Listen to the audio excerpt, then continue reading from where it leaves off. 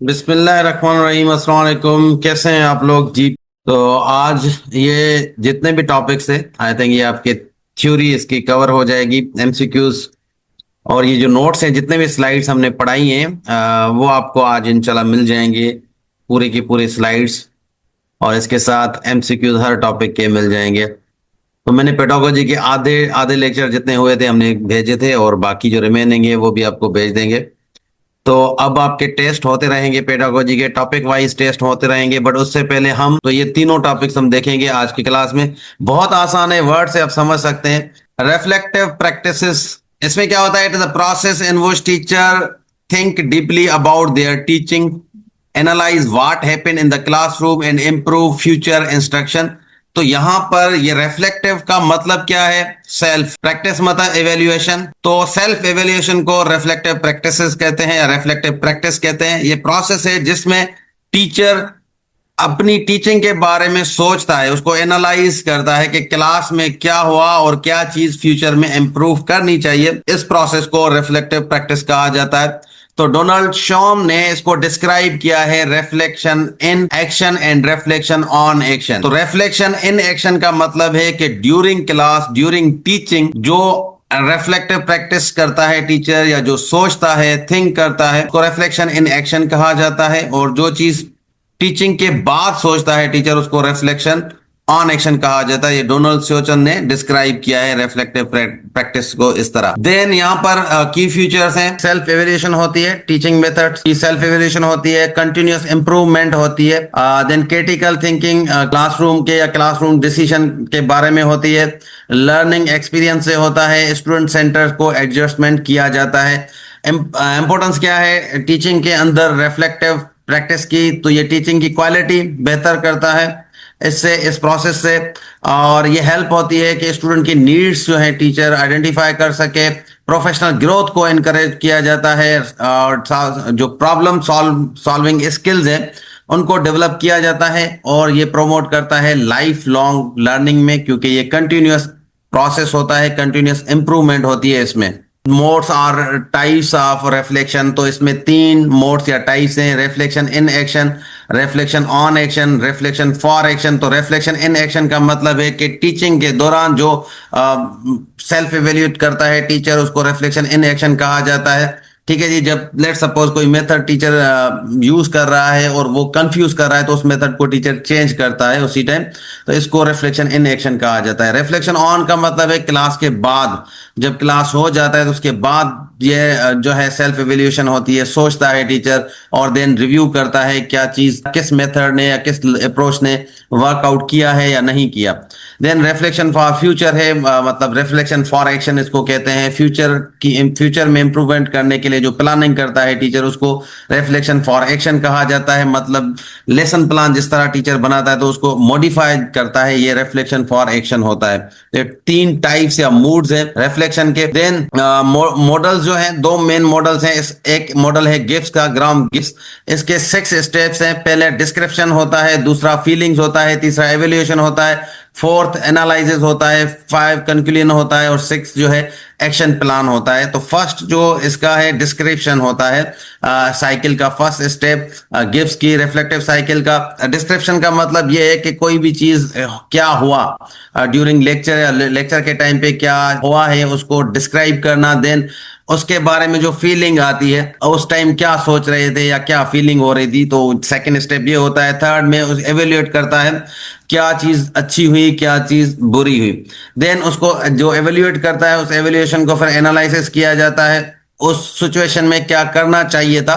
Then conclusion होता है, तो जो चीज गलत हुई है उसको सही किस तरह किया जा सकता था, और देन वो जो गलत हुआ है उसको सही करने के लिए एक्शन प्लान दिया जाता है कि इन फ्यूचर में वो चीजें अप्लाई करनी चाहिए, एक्शन प्लान होता है। तो 6 स्टेप्स हैं। ये जो गिब्स का साइकिल है, 1988 में गिब्स ने अपने बुक्स में लर्निंग बाय डूइंग में लिखा है इसके बारे में। देन है डेविड कोलब की लर्निंग इस साइकिल, इसमें 4 स्टेप्स हैं। कंक्रीट एक्सपीरियंस, तो सबसे पहले एक्सपीरियंस से सीखता है, एक्सपीरियंस होता है। एक्सपीरियंस के बाद जो है उस एक्सपीरियंस की ऑब्जर्वेशन होती है, उसको रिफ्लेक्टिव ऑब्जर्वेशन कहते हैं, रिव्यू करना एक्सपीरियंस का। देन एब्स्ट्रैक्ट कॉन्सेप्चुअलाइजेशन होता है, कॉन्सेप्ट बनाया जाता है, जो रिव्यू किया है या जो रिफ्लेक्शन हुई है एक्सपीरियंस पे।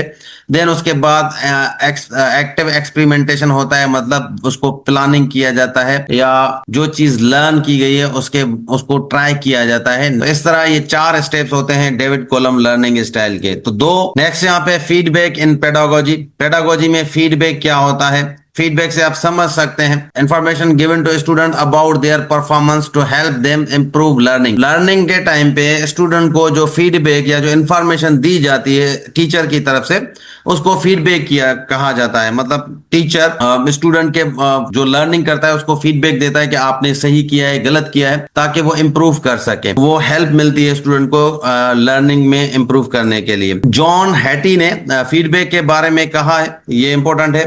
According to John Hattie, feedback is one of the most powerful influences on learning achievement। तो ये पॉइंट याद रखनी है, most powerful influence learning achievement में सबसे पावरफुल इन्फ्लुएंस क्या है? वो फीडबैक है, जॉन हैटी ने दिया है। तो इसके कैरेक्टरिस्टिक क्या होते हैं? फीडबैक क्लियर होना चाहिए, स्पेसिफिक होना चाहिए, टाइमली, मतलब टाइम पे फीडबैक का होना जरूरी है, इम्प्रूवमेंट पे फोकस हो फीडबैक का, और क्रिटिकल ना हो, कंस्ट्रक्टिव हो। फीडबैक हमेशा कंस्ट्रक्टिव होना चाहिए, क्रिटिकल नहीं होना चाहिए। ये फीडबैक एसएलओ या जो लर्निंग ऑब्जेक्ट्स हैं उसके साथ लिंक्ड भी होना जरूरी है। देन फीडबैक साइकिल आता है। फीडबैक साइकिल का मतलब है टीचर सबसे पहले फीडबैक देता है, स्टूडेंट उस फीडबैक को अंडरस्टैंड करता है, देन उस फीडबैक को स्टूडेंट अप्लाई करता है इम्प्रूव करने के लिए, देन रीअसेस करता है टीचर। तो ये फीडबैक का साइकिल होता है। नेक्स्ट है टाइप्स ऑफ फीडबैक। होता है पॉजिटिव फीडबैक, दूसरा होता है कंस्ट्रक्टिव फीडबैक, तीसरा होता है फॉर्मेटिव फीडबैक, फोर्थ होता है summative feedback and peer feedback and self feedback. तो पॉजिटिव फीडबैक का मतलब है कि ये इनकरेज करता है बिहेवियर को करेक्ट करने के लिए, जैसे गुड जॉब या करेक्ट आंसर, तो ये पॉजिटिव फीडबैक हो जाता है। कंस्ट्रक्टिव में क्या होता है कि उसमें सजेस्ट किया जाता है इम्प्रूवमेंट के लिए, try to explain your reasoning more. Then formative में क्या होता है? फॉर्मेटिव फीडबैक क्लासरूम के दौरान, लर्निंग के दौरान जो दिया जाता है फीडबैक, उसको फॉर्मेटिव फीडबैक कहा जाता है। जैसे या क्विज दिया जाता है या कमेंट्स ऑन द स्पॉट देते हैं ड्यूरिंग लेक्चर या लर्निंग, फॉर्मेटिव फीडबैक उसको कहते हैं। समेटिव फीडबैक मतलब वो फीडबैक जो लर्निंग के बाद दिया जाता है, फाइनल एग्जाम में जो ग्रेड दिए जाते हैं, रिमार्क्स दिए जाते हैं, वो समेटिव फीडबैक होता है। देन पीयर फीडबैक है, जिसमें इवेल्युएट करता है स्टूडेंट एक दूसरे को, जो स्टूडेंट एक दूसरे को ग्रुप डिस्कशन के अंदर रिव्यू देते हैं, वो पीयर फीडबैक होता है। सेल्फ फीडबैक मतलब स्टूडेंट सेल्फ एवेल्यूएशन करता है, जैसे रिफ्लेक्शन जर्नल इसका एग्जांपल है। तो ये 6 टाइप्स हैं फीडबैक के। देन रिलेशनशिप है feedback versus practice, reflective practice. तो रिफ्लेक्टिव प्रैक्टिस कौन करता है? टीचर करता है, तो टीचर फोकस्ड होता है। फीडबैक किसको मिलता है? स्टूडेंट को, स्टूडेंट फोकस होता है। इसमें टीचिंग इंप्रूव होती है क्योंकि टीचर अपने आप को एवेल्युएट करता है। यहाँ पे लर्निंग इंप्रूवमेंट होती है, लर्निंग इंप्रूव होती है फीडबैक के अंदर। ये इंटरनल प्रोसेस है, ये टीचर खुद करता है, सेल्फ एवेल्यूएशन है। ये एक्सटर्नल गाइडेंस होती है, ये एक्सटर्नल प्रोसेस भी इसको कह सकते हैं क्योंकि टीचर से मिलता है। ये सेल्फ एनालिसिस पे बेस्ड होता है और ये परफॉर्मेंस पे बेस्ड होता है या परफॉर्मेंस के रिव्यू के पे बेस्ड होता है। तो ये आपके फीडबैक और रिफ्लेक्टिव प्रैक्टिसेस थे। तो हर लेक्चर का या हर टॉपिक का हम एमसीक्यूज प्रैक्टिस करते हैं, तो इसकी एमसीक्यूज प्रैक्टिस करेंगे। सबसे पहले है क्वेश्चन नंबर 1 है, who introduce the concept of reflection in action and reflection on action? David Kolb, John Hattie, Donald Schon and Graham Gibbs ने, इनमें से किसने रिफ्लेक्शन इन एक्शन और रिफ्लेक्शन ऑन एक्शन का कॉन्सेप्ट दिया था? आपको बताना है, ये मैंने स्लाइड में बताया है आप लोगों को। Which of the following best describe reflection in? तो रिफ्लेक्शन इन जो है क्या डिस्क्राइब करता है? Evaluation lesson after class, thinking while teaching, planning future lesson, peer evaluation. इसमें आप बताएं कि ये जो हमने पढ़ा रिफ्लेक्शन इन एक्शन, ये क्या था? रिफ्लेक्शन इन एक्शन का मतलब पढ़ा कि ड्यूरिंग लर्निंग, यहाँ पे व्हाइल टीचिंग, टीचिंग के टाइम पे जो सोचते हैं उसको हम कहते हैं रिफ्लेक्शन इन एक्शन। तो यहाँ पे ऑप्शन बी सही होगा।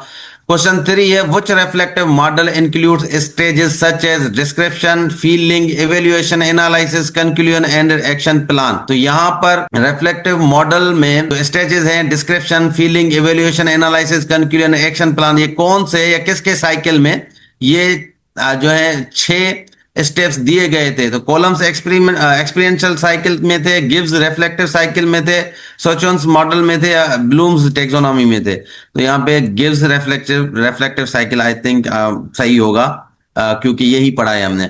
Reflection for action primary helps a teacher for, तो रिफ्लेक्शन फॉर क्या था? Critic colleagues, plan future lesson को प्लान करना, असेस स्टूडेंट्स या ग्रेड असाइनमेंट। अब इसमें क्या हो सकता है, आसान है, मैंने बताया अभी थोड़ी देर पहले।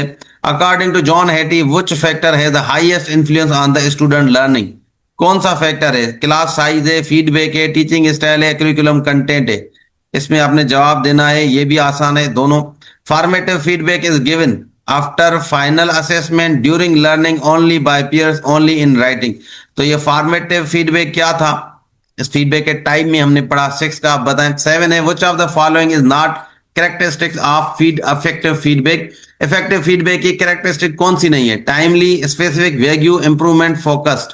तो इसमें आपने बताना है। देखें इसकी कैरेक्टरिस्टिक्स मैंने बताई दी फीडबैक की, तो उसमें इन चारों में से कोई एक चीज है जो नहीं है। Self feedback encourages student to rely solely on teacher's judgment, evaluate their own performance, ignore mistakes, compete with peers। तो यहाँ पे देखें सेल्फ फीडबैक है, तो इसमें क्या आ सकता है? आपने इसका भी जवाब देना है। तो ये सारे आसान थे, आई थिंक इतने मुश्किल नहीं थे। सारी चीजें हमने इसमें ऑलरेडी आपको बताई हैं।